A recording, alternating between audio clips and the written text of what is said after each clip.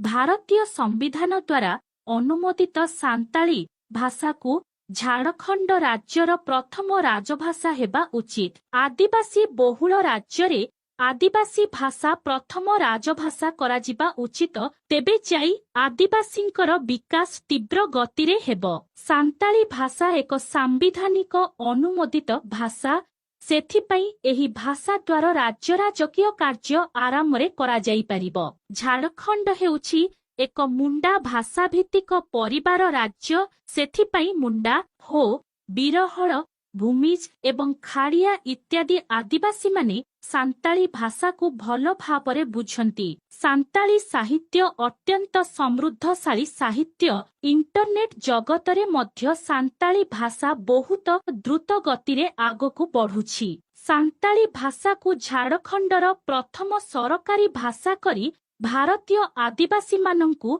सम्मान दियाजिबा उचित